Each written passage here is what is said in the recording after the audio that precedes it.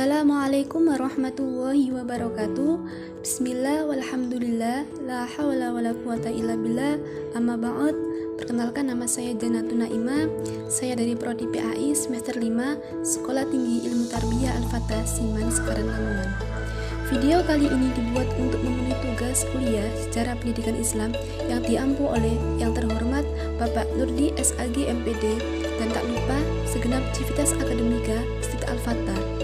Baik, di video ini saya akan membahas tentang sistem pendidikan muadalah, madin formal dan madin takmiliyah. Langsung saja kita menuju slide yang pertama, yakni ada sistem pendidikan muadalah. Pesantren muadalah merupakan salah satu arah baru kemajuan model pendidikan yang ada di pondok pesantren. Muadalah secara harfiah berarti penyetaraan.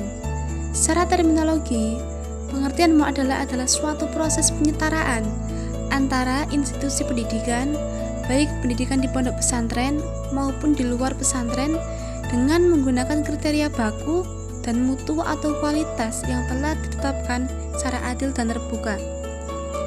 Jadi, Satuan Pendidikan Muadalah ini adalah lembaga yang dibentuk oleh Kementerian Agama untuk mempersiapkan kaum muda atau kaum penerus bangsa agar lebih memahami keislamannya. Misal, kalau formalnya itu sekolah dasar, maka SPM-nya itu ada pendidikan muadalah tingkat ula. Terus, untuk tingkat sekolah menengah pertama, SMP atau MTS, di SPM itu ada jenjang tingkat wusta. Dan untuk SMA itu ada jenjang tingkat ulia.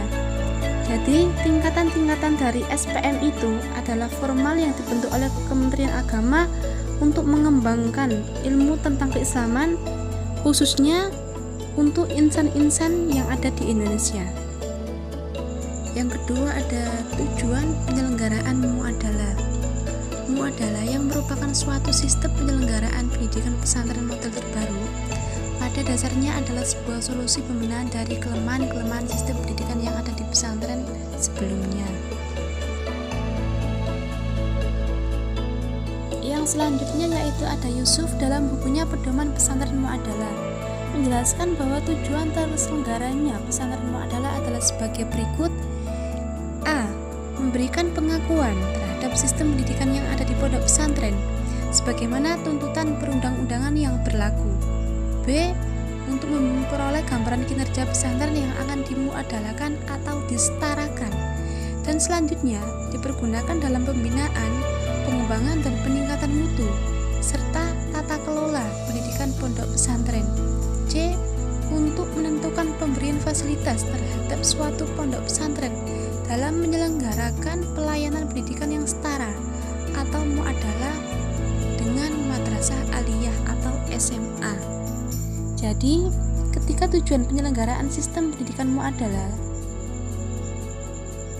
pada dasarnya merupakan sebuah bentuk penyelesaian hambatan yang diterima pesantren sebelumnya. Di antaranya hambatannya itu bahwa pondok pesantren dulu itu belum mendapatkan perhatian serius dari pemerintah. Padahal kita tahu bahwa pondok pesantren telah memberikan kontribusi yang luar biasa bagi Indonesia. Maka di sini terbentuknya sistem pendidikan muadalah. Kemudian ada kriteria pendidikan pondok pesantren yang dimuadalahkan.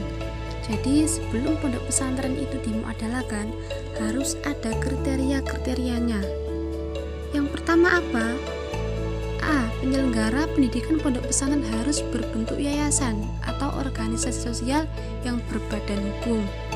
Yang kedua, pendidikan pondok pesantren yang dimuadalahkan atau disetarakan ialah pendidikan pada pondok pesantren yang telah memiliki piagam terdaftar sebagai lembaga pendidikan pondok pesantren pada Departemen Agama dan tidak menggunakan kurikulum Depak maupun Diknas. C. Tersedianya komponen penyelenggaraan pendidikan dan pengajaran pada satuan pendidikan seperti adanya tenaga kependidikan, santri, kurikulum, ruang belajar dan buku pelajaran dan sarana pendukung pendidikan lainnya. Yang keempat, ada jenjang pendidikan yang diselenggarakan oleh pondok pesantren sederajat dengan madrasah aliyah atau SMA dengan lama pendidikan 3 tahun setelah tamat madrasah sanawiyah dan 6 tahun setelah tamat madrasah ibtidaiyah. Jadi kriteria yang pertama itu harus berbentuk yayasan atau organisasi sosial yang berbadan hukum. Jadi ini sudah jelas ya. Yang kedua yaitu memiliki piagam terdaftar sebagai pendidikan pondok pesantren. Jadi ini sudah memiliki piagam terdaftar di Kementerian Agama.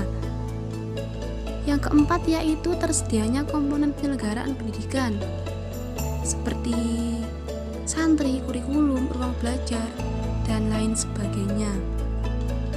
Yang keempat yaitu jenjang pendidikan yang diselenggarakan oleh pondok pesantren sederajat dengan madrasah aliyah atau SMA. Seperti yang kita tahu, pengertian dari muadalah adalah disetarakan atau penyetaraan.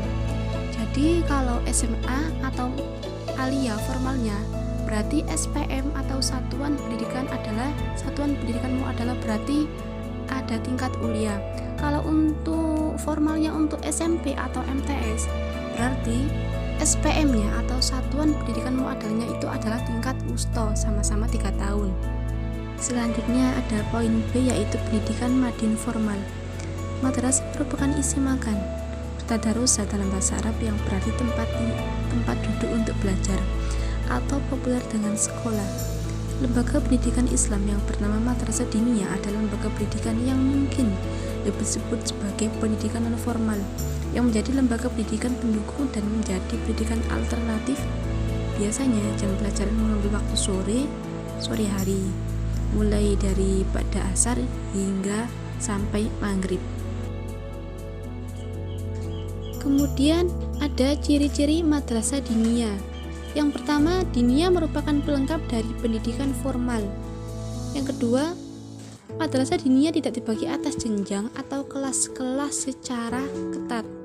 C. Madrasah diniyah dalam materinya bersifat praktis dan khusus. D. Madrasah diniyah waktunya relatif singkat dan warga didiknya tidak harus sama. E. Madrasah diniyah mempunyai metode pengajaran yang bermacam-macam. Jadi ciri-ciri yang pertama yaitu sebagai pelengkap dari sekolah kita. Biasanya madrasah diniyah ini memberikan ilmu-ilmu agama.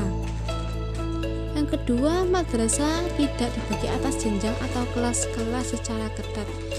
Biasanya ada kelas yang pertama itu tingkat dasar pertama itu ada tingkat ula, yang kedua ada wusta, yang ketiga itu ada ulia. Yang ketiga materinya itu biasanya itu ada materi khusus buat madrasah diniyah sendiri. Yang keempat, madrasah diniyah waktunya relatif singkat dan warga didiknya tidak harus sama. Jadi biasanya itu menggunakan waktu setelah asar hingga maghrib.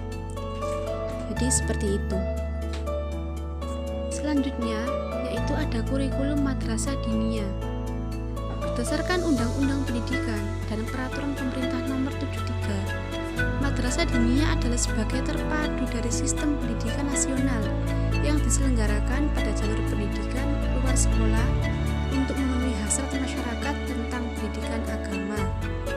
Madrasah diniyah termasuk kelompok pendidikan keagamaan jalur luar sekolah yang dilembagakan dan bertujuan untuk mempersiapkan peserta didik menguasai pengetahuan agama Islam yang dibina oleh Kementerian Agama. Seperti ciri-cirinya tadi, kita sudah mengetahui bahwa madrasah diniyah ini sebagai pelengkap pendidikan formal. Jadi madrasah diniyah ini memberikan ilmu-ilmu agama yang cukup.